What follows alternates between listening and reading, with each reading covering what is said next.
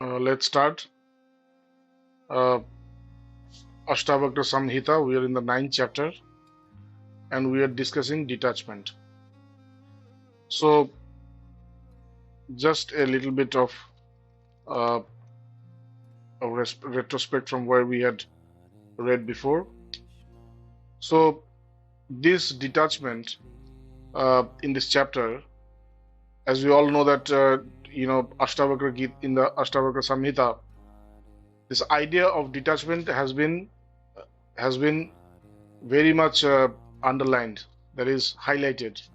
That you know it's not only your firm conviction that is going to work for the realization of the self, but at the same time you should have complete detachment complete detachment from the senses, complete detachment from the mind, mostly the mind, the intellect and the ego.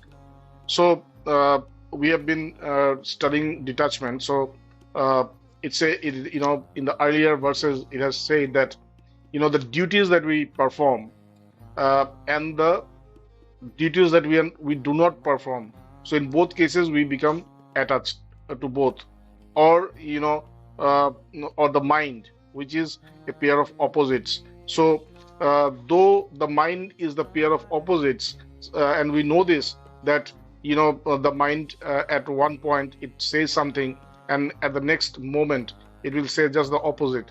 Though the mind happens to do this, but we we get attached to the mind because we have this perception, or we have this this idea that this mind is true, because the mind appears to be very true, so we get attached to all this.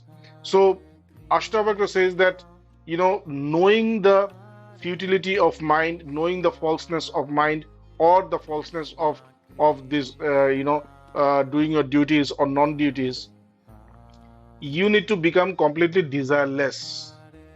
And attachment is the only way to become desireless, because whenever you are having any desire, it is because of attachment, because attachment creates desires. So when you are non-attached, you are detached, so there is no room for any desires. So that is the best way how we can get rid of our desires. Then he was talking about those people who can see the falseness or the triviality in the life events, the events that happens in our life, the happiness or sorrow, or disease or profit and loss, success and failure, all these life events that we have. Yeah, uh, people get carried away by those because they think that this is life and they have to go through this for eternity. But there are some people who can see the futility within all these experiences, and by seeing the futility of all this, they get rid of them. They have this detachment from all this, and they seek the truth.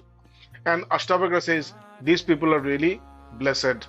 And then he says that all the achievements that we have in our life, everything that we attain in our life, they are all corrupted. They are all corrupted by the three sufferings that we have. In Vedanta it says that a person has to suffer in three ways. One is sufferings which comes to us from the nature. That is, you might be knowing that there is floods now in the Himalayas, and because of this, there's huge floods, and there's landslides, and people are dying. And even in Delhi, the whole Delhi is underwater. So these have happened because of nature. So the suffering which comes from nature is called Adi Bhautik. So this is one part of, even in Varanasi, we don't have any flood or we don't have any rain, but because of this rains in all over India, or especially in this part of India, the vegetable prices have gone up very much. The trains are becoming late. Everything is disturbed. So we are suffering, but we are not responsible for this. This suffering is coming from the nature. So nature also makes us suffer. And then destiny, suffering from destiny, like things happens. Sometimes something happened where I am directly or indirectly related, and that creates sufferings. So the sufferings which comes from destiny is also the suffering. And number three is the sufferings which my body causes. Like if I have, you know, if I have any disease in my body, so that creates sufferings. If I have any any sufferings in my mind, like I have many distortions, I have many distractions, my mind is distracted, I'm very frustrated, I'm very depressed. So these are mental sufferings. So they are called adhatmic sufferings or spiritual sufferings. So these are the three type of sufferings which a person has to undergo. And each and every attainment of our life, in each and every point of our life, we have to go through any of these sufferings or all these sufferings altogether. So and that is why he says that you should know that the whole thing of this world is but futile. It does not have any substance. It is substanceless. It does not have any value. And by knowing this, that it's very trivial, you don't need to spend your mind, you don't need to invest your mind in this. By knowing this, you just become detached to all this, and in this way, you can have this detachment, and in this way you can attain self-knowledge. Then it says that all these like our mind poses this pair of opposites. So it says that there is no time that there won't be any opposites or this pair of opposites, like it's called dvanda. So Astavakra says that in your life there will be no time when you can get rid of this pair of opposites. That is, you have to deal with your mind always, because either even if you are enlightened or you are not enlightened, you have to deal with the mind. You have to use your mind. So an enlightened person uses the mind, and for an unenlightened person, the mind uses that person. The mind uses him or her. So in both cases, the mind is involved in our life in some way or the other. So, and the mind means the pair of opposites. So he says that you have to always face this pair of opposites, and the only way to get rid of this pair of opposites is to ignore it. To ignore this, you need to know that this is just mind. It is not my nature. It is not my character. It's not my nature. It's not me. It's not me. It's just mind.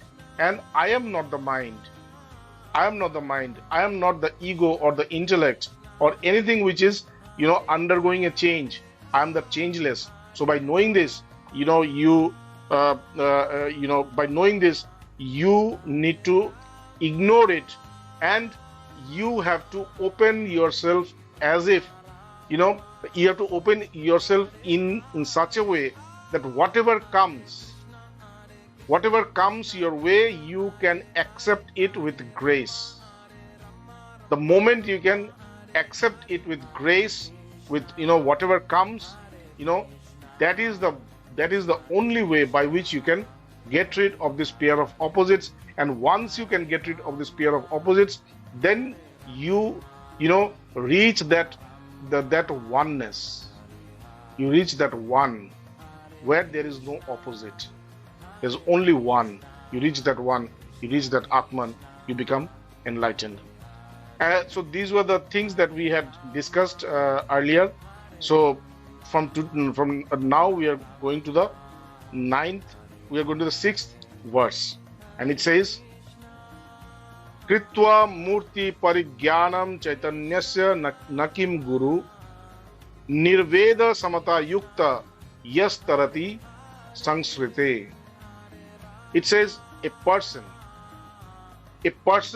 who has the experience, or the person who has the knowledge or the perception. If he does not have any experience or knowledge, if he can have this firm perception that I am the self. I am consciousness. When we deal with ourselves, when we see ourselves, we don't see ourselves as consciousness. We see ourselves as states. Like in the morning, I am happy.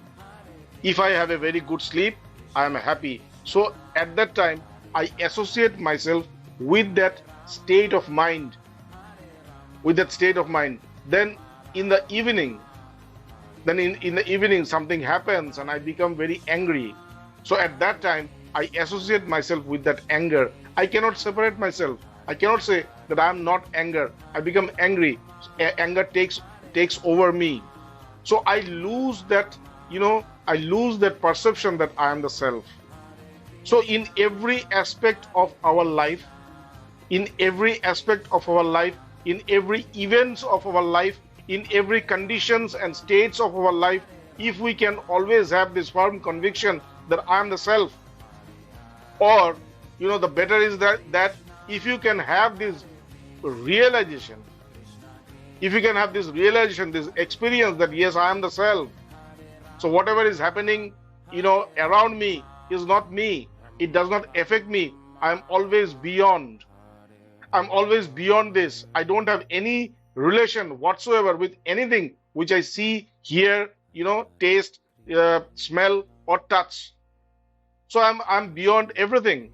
So if I can have this very firm experience or realization or knowledge, if I don't have this knowledge or experience, at least I should have this very firm conviction and perception that I'm not associated with any of these happenings which are going on around me. I am free from all this. If I can have this very firm conviction, then what happens? Nirveda samata yukta. That is the only way by which I can become desireless.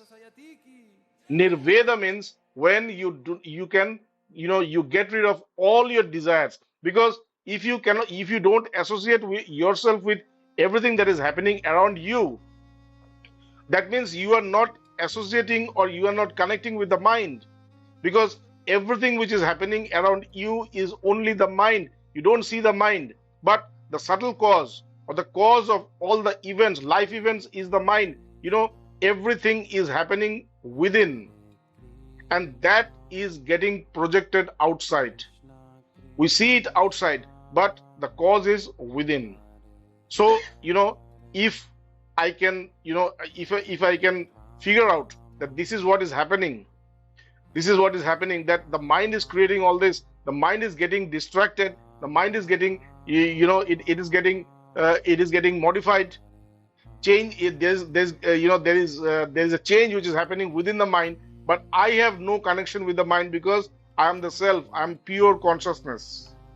So if I have this very firm conviction, then what happens? I become completely desireless. Means the desires which the mind is creating all the time, it cannot attract me, because I am always in that conviction that I am not the mind, but I am the self. So when I have this very firm conviction that I am not the mind cannot attract me. And because the mind cannot attract me, I do not have any desire. I become desireless, because the mind is actually the desires. If you see your mind, you will see that the mind means thoughts. Thousands and thousands of thoughts, grouped together is called mind. And if you analyze each and every thought, you will see each and every thought is but desires, wants, longings. They're just this. They're either desire, they're wants, they're longings, they're crises, necessities. So, this all added is the desire. That is, all the thoughts that we have are desires.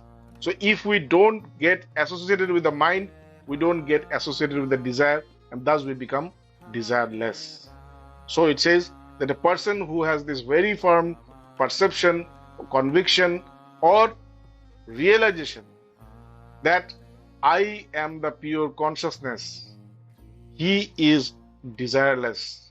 And Samata Yukta, he is established in equanimity. For him, everything is the same. For him, everything is the same. There is no difference. There is no difference. For us, there is difference. This is good, that is bad. This is evil, that is divine. This is, this is pious, that is sin. So we have this difference. But for an enlightened soul, there is no difference. For him, everything is the same. In the Bhagavad Gita, Lord Krishna says that Siddha Siddho Samo Bhutva. Lord Krishna says that success and failure, profit or loss, enlightenment or unenlightenment is the same. It's not different, because there is nothing but the self. So whatever you are seeing is self. You go to the sea, there are, when you go to the sea, there is water, this deep water which does not have any wave. Then you see the waves, then you see the surf. But everything is water. They're all water, though they seem to be different. But they are not different. So in the same way, everything, everything in the world or everything within the mind seems to be different, distinct from each other, but they are not that. They are all the same. So a person who has realized his self knows that everything is the same. So he becomes, established in this sameness. Siddha Siddho Samo Bhutva Samatvam Yog Uchyate. Yog means oneness with the self. When I am totally one with him, when I am him, when I am that Brahman, Lord Krishna says, this equanimity is that state of yoga. This equanimity, when you establish yourself in this equanimity, you attain the state of yoga. It's so easy, so simple. The only thing that you need to do is, you need to, treat everything to be one. Just try to do it. You will see that you have become enlightened within one day. You don't need to meditate. You don't need to do anything. No spiritual practice is needed. Just whatever comes to you, just treat everything to be the same. That's all. And you see that you are that. So it says that Nirveda Samata Yukta Yastarati Sangsrite. If a person is desireless and is established in the sameness, he will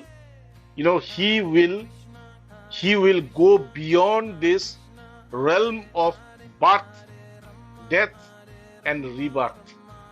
He will go beyond this circle of birth, taking birth, then dying, again taking birth. This circle, he will go beyond that. He will become free.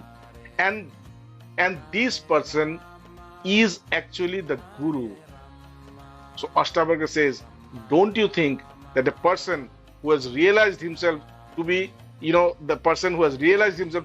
consciousness, and who has become completely desireless, and who is established in this sameness, and who has gone beyond this circle of birth and death, don't you think that this person is a suitable guru? Is the right person to become a guru, a spiritual teacher? Astavakra is saying this. That means the nature of the guru is this, that he is pure consciousness, he is desireless, he is established in the in sameness, and he is he has gone beyond birth and death. In the Bhagavad Gita, at one time, it says that Lord Krishna says that Ya sarvatra navisneha yat tat prapta subha shubham navi nandati nadveshti tasya pragya pratishtita. It's talking about this highest state of consciousness where a person is established into that consciousness in such a way that he does not have any, matter within him. Is always established in consciousness.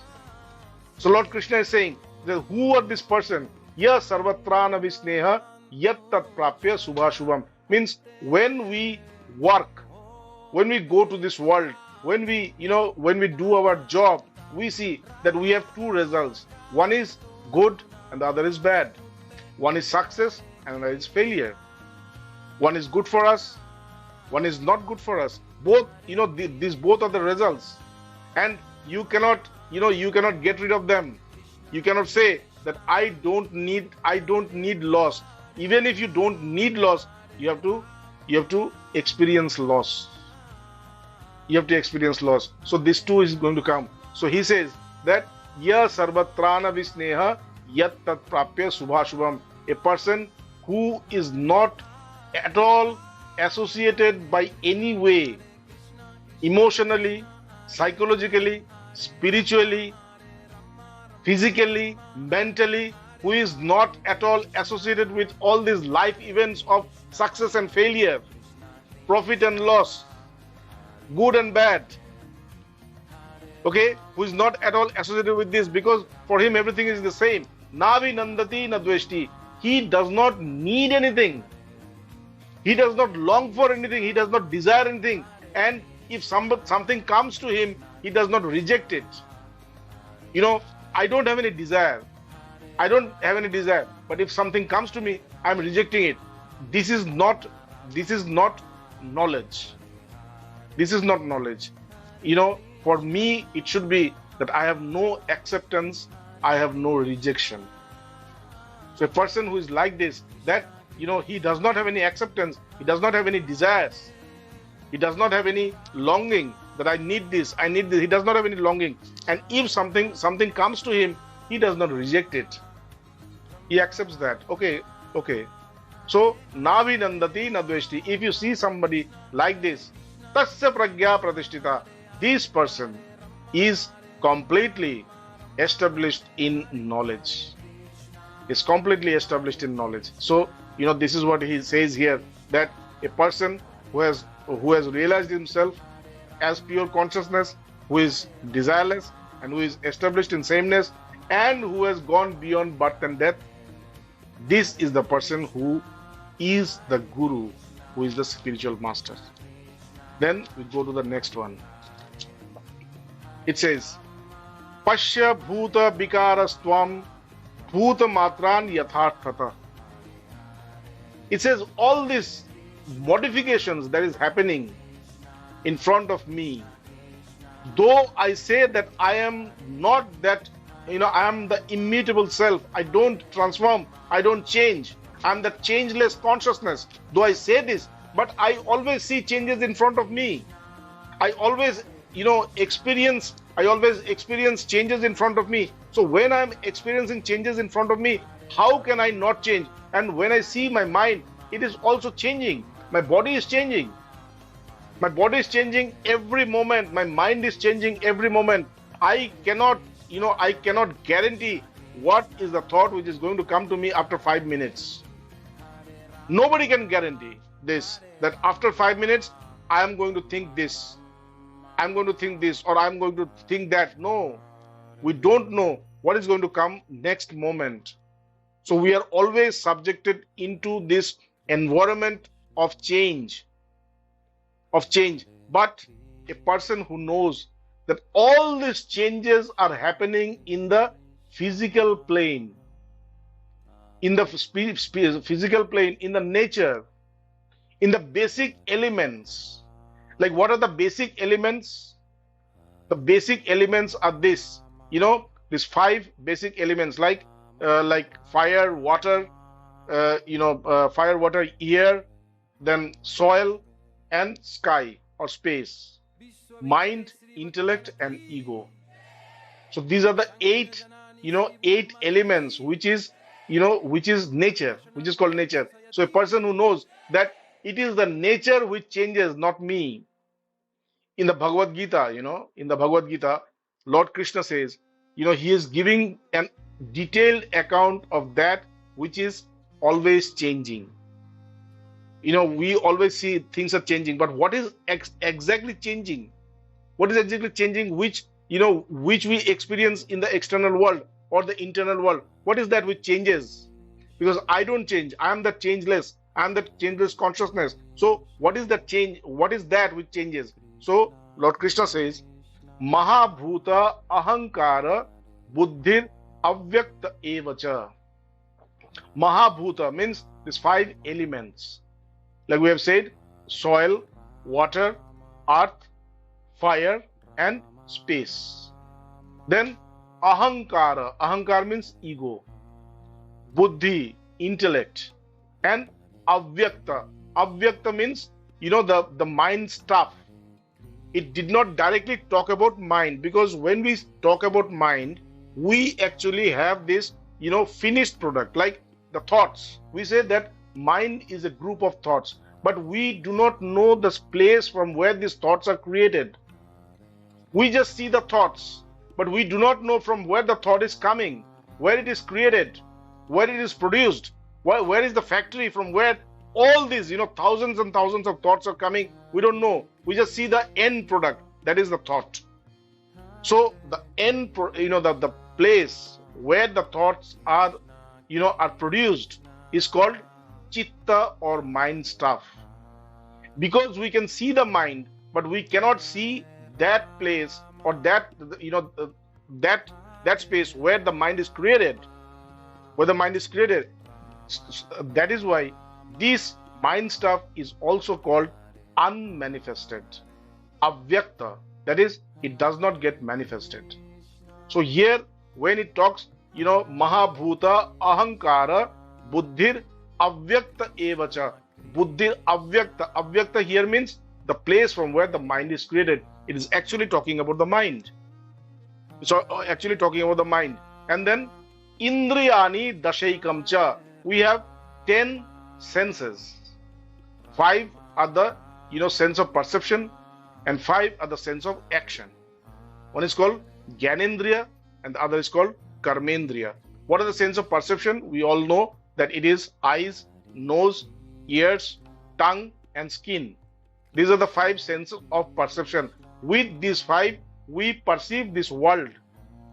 But there are another 5 senses of action, Karmendriya, by which we perform action. One is our hands, legs, our speech. Okay, Bak, Pani, Pado, Upastha, our stomach, and our, the place from where this reproduction happens, our reproductory organ. So these 5 are the, senses of action. So in totality, there are 10 senses. So it says, Indriyani dashaikam cha. We have 10 senses. These 10 senses also changes. They also, they also go through change. They also go through change. And then Pancha Chendriya Gocharaha. Indriya Gochar. Indriya Gochar means the subjects of the object of the senses. Like there are 5 object of senses: form, taste, smell, sound, and touch. The object of eyes is form. The object of ears is sound. The object of nose is smell. The object of tongue is taste. And the object of skin is, touch.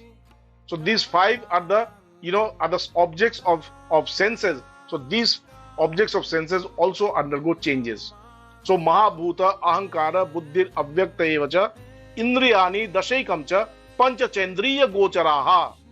Then it says ichha dvesha sukham to.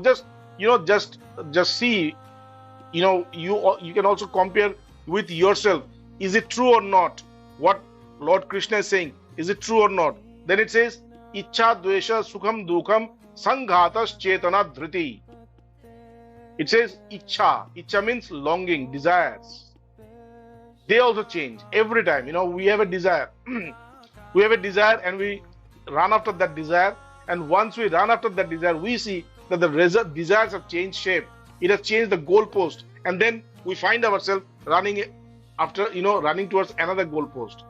While we are running towards that goalpost, suddenly we see that again the desires have changed their goalpost. Then we again, we again change our direction and we go towards another goalpost. And this is how our life is, our life take shape. We just shift from one goalpost to the other. We can never reach the goal. We can never, score a goal. We just keep running and running, try to find out where the goalpost is, but we cannot find it. It's always unseen. It's always unseen. So ichha, that is also changes. Dvesha, that is, dvesha means just opposite to desires. Rejection. So this rejection also, when the desires changes, so the rejection of the desire also changes. Ichha, dvesha, sukham, dukham. Sukham means happiness and sorrow. We all know that this changes. Happiness does not remain forever. It changes into sorrow, and sorrow also does not change or remain forever. It changes into happiness. So ichha, dvesha, sukham, dukham, sanghata. Sanghata means body. This body is always changing. Every time it is inching towards death, it is changing. It's changing. So sanghata chetana. I am this body. My body consciousness. My body consciousness, that is, I am this body, it is also changing. And Thriti. Thriti means the power to hold. The power to hold, that also changes. So these are the things which changes in the physical and the mental, in the mental state, and the intellectual state, in the state of ego. So there's this change happening in all this. So these are the changes which happens, and because these things changes, we think that we also change. Actually, we don't change, because we are connected with this. We are attached to all this. We think that we change, but we actually don't change. We are the observer of all the changes that is happening. We are the witness. I am the changeless. I'm the changeless. I never change. I never change. Everything changes. Everything changes, but I am always constant. I'm always constant. I'm always the observer. So it says that Pashya Bhuta Vikarastvang Bhuta Matran Yatharthata. If you can know this, if you can figure out that whatever change is happening, it is only happening in the physical realm. I am not associated anyway with this change. If you can, figure out this, if you can see this very clearly, so what is going to happen? Tat Shanat Baddha Nirmukta. At that instant itself, the moment you can figure out this, that the change is happening in front of me, I am not changing, I am the observer of this change. It is happening in the physical realm. It is happening in the mental realm. It is happening in the intellectual realm. I am never attached to this. I am always the observer. I am observing. I am that consciousness. I am that consciousness which is making everything appear, which is making everything manifest. I am the one which is manifesting everything. I am not the manifestation. I am not the manifestation. I am the manifester. So if I have this, if I can see this very clearly, then what happens? Tat Shanat, at that very instant, what happens? Bandham Nirmukta.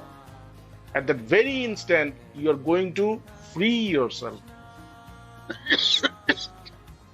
At that very instant, you are liberated. You are liberated. You're free. Because you have seen that I am not the change. I am not the change. I am the one who is experiencing the change. I am changeless. The moment you can see this, at that moment you are completely free from all bondages. And then Sarupastho Bhavishyasi, and you become established in your own nature. You are the self, pure consciousness. You're the self, pure consciousness. You don't, you have no birth. You have no death. You have no attributes. You have no attributes. You have no change. You are never manifested. You are never manifested. You do not have any bondage. You are always liberated. You do not have any darkness. You do not have any ignorance. You do not have any ignorance. You are the knowledge absolute. You are the supreme knowledge. You don't have knowledge within you. You are that knowledge. You are that supreme knowledge. You are the supreme self. You are the supreme self. There is nobody higher than you. You are the supreme. You are the absolute. You are the absolute. So this is what you are going to, this is what you are going to feel, experience. If you can see, if you can see that everything which changes, it changes in front of me. I don't change. The moment you see this, you are free from all bondage, and you are established in your own self. Okay, then it says, Vasana eva sangsara iti sarva vimuchyataha. It says this world is nothing but desires. Only your desires. Only your desires have created this world. This world was not created by God.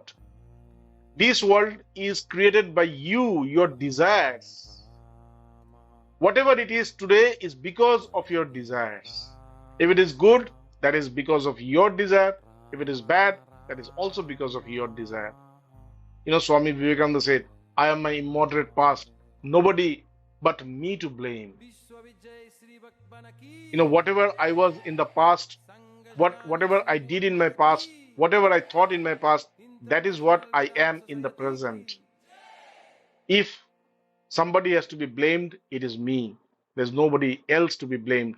The difference between us and Swami Vivekananda is this, that we blame everybody. We blame everybody for our present. But Swami Vivekananda said, no, nobody but me to blame. So here also, you are that. Your desires are your world. And sarva vimuchyataha. And the only thing that you need to do is you need to renounce it. Renounce it means you need to renounce your desires. You need to become desireless. You need to become desireless. The only way to become desireless is by not getting attached to your mind. So detachment is the key. Detachment is the key for success. With detachment, you become desireless. With becoming desireless, you attain the self. Very simple equation. When I'm not getting attached to my desires, when I'm not getting attached to my mind, I am becoming desireless. And when I'm becoming desireless, at that very instant, I am established in the self. So it says, whatever you see as the world is but your desire. And you need to renounce those desires. Tat tyago vasana tyagat. And only by renouncing this, only by renouncing your desires, you have renounced this world. And by renouncing this world, stiti radya yatha tata, you can stay wherever you like and you can do whatever you want. You don't have any bondage. You don't have any regulation. If you can, if you can renounce your desires, and in that way the world, then you can stay wherever you want and you can do whatever you like. So this is the end of chapter 9, detachment.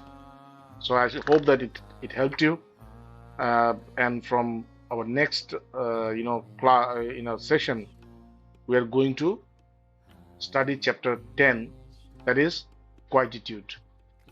So thank you very much. If you have any question, you can ask, or we can just meditate and leave.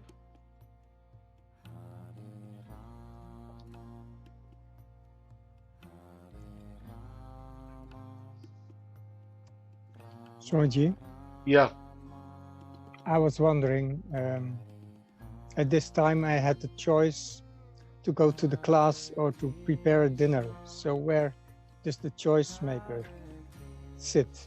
Where does he, what place is it? yeah. Means, you have to see that which one is better. You had a choice of preparing dinner, which is good, but coming to the class was better. So because your choices are good, it means when you have chosen your to come to the class, that means you have you have answered the knowledge within you, because the knowledge within you will always try to connect you with the knowledge.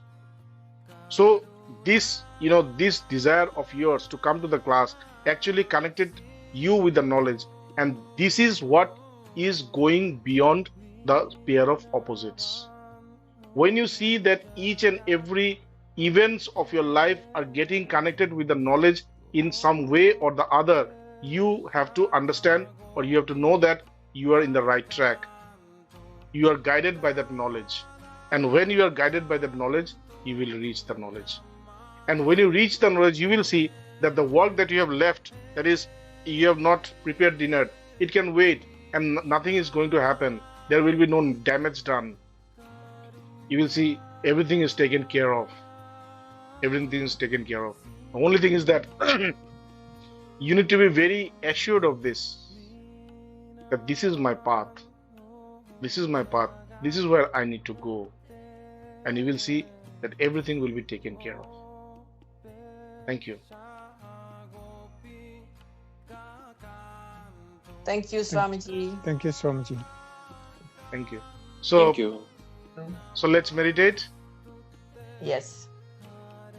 Thank you.